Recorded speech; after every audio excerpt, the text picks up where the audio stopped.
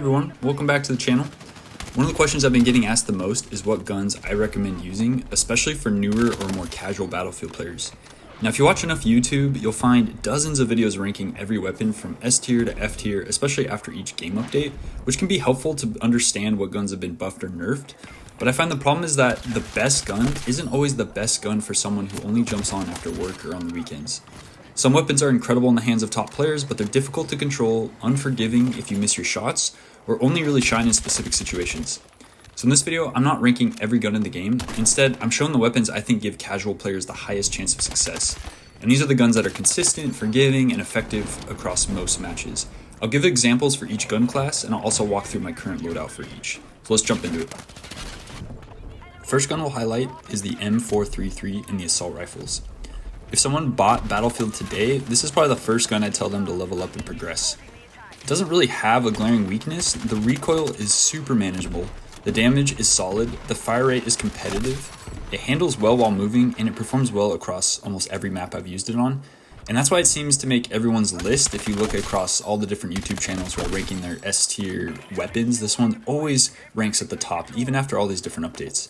It's not necessarily the absolute best in every statistic, it's simply one of the most reliable weapons in Battlefield. For casual players, consistency usually beats specialization in my opinion. I'd much rather recommend a gun that's good in almost every fight than one that's incredible only 10% of the time and of the specific gunfights you're going to be facing. So for my loadout, I'm using a 1x sight. This is something you can play with. I just like to reduce the visual noise, but sometimes I'll put on something like a 2.5x scope depending on the map I'm on, if it's a larger map. I'm using the violet laser for that side-to-side accuracy. I'm using the long suppressor to fully hide the in-world spotting to help with some of the recoil control. I always like using the extended barrel just to help with the bullet velocity, especially since they reduced that in the recent update. I'm running the stippled stubby grip, 30 fast round magazine, and the penetration ammunition. And so again, this gun is really good up close. It has good, decent hip fire. You can really hit your shots in the medium to long range. And as you start to get further in these extra long ranges, you can kind of switch to the tapping for more of a semi-auto, and you can still really hit these shots. So again, this is just a great all-around assault rifle loadout to start with. Overall, I actually think assault rifles are one of the healthiest weapon classes right now. There really aren't many bad choices. So the NVO is another great weapon that I've been using. You can see some of my loadout here. This one just has great stability, great recoil as well. Another great option is the cord. This one has been one of my other go-tos pretty much since the game released. Feel free to pause the video here if you want to rewind and see this loadout specifically. One of the other weapons that I am consistently seeing on people's lists is the TR7, but quite frankly, I feel like this weapon just has a lot of recoil. I mean, you can just see the hipfire, how kind of spastic it is, which is great for short distances, but this mid to long range, it just becomes really difficult to hit your shots. So I don't really recommend this for casual players. Something you can kind of progress into and evolve into later on. So for the carbines, this class was actually the hardest to choose from because I don't think there's actually one clear winner, and instead I think it depends entirely on how you like to play.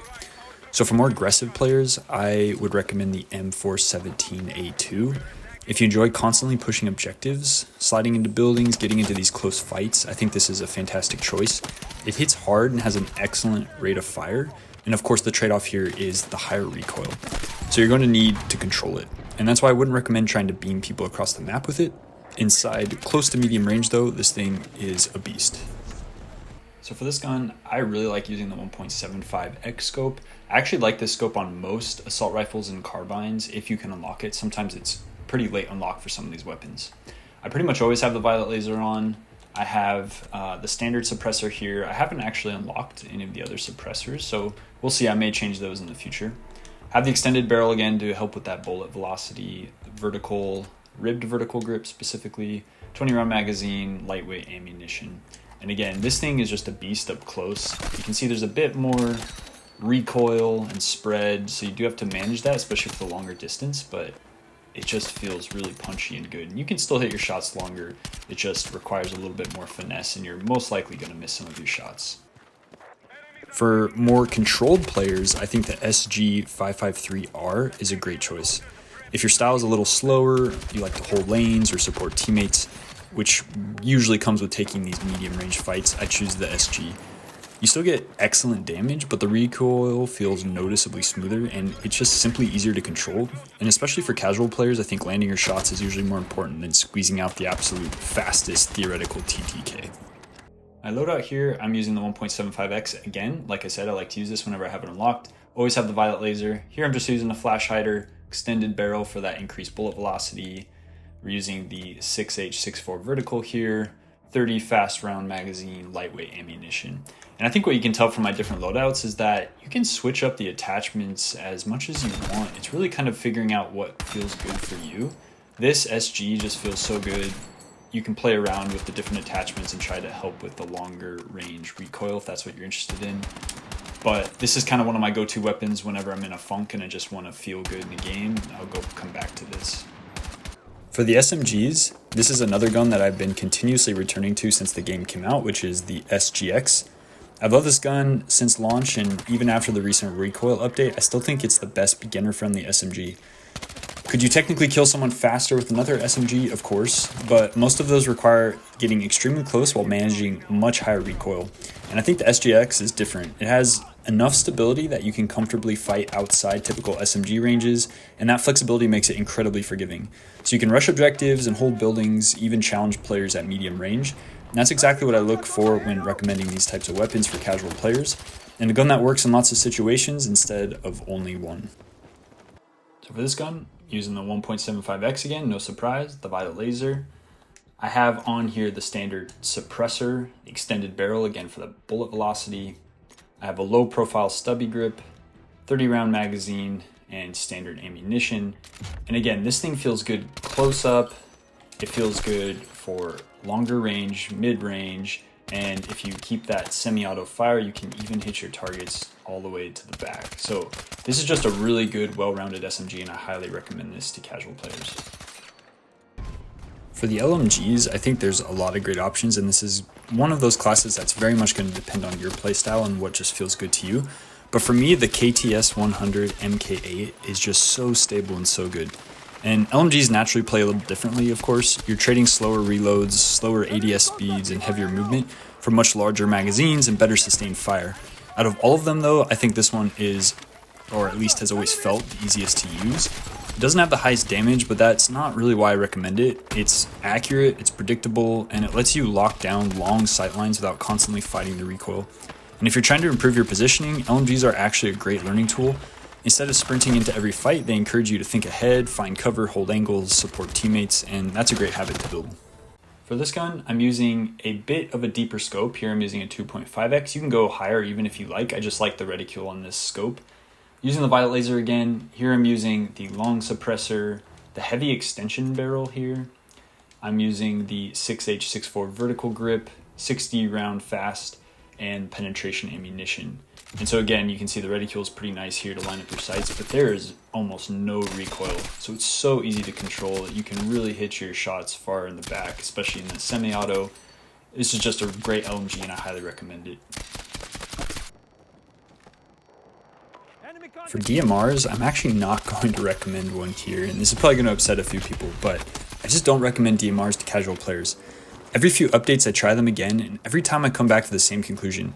The ADS feels too slow, the damage doesn't feel rewarding enough, and if your accuracy isn't excellent, they become frustrating very quickly.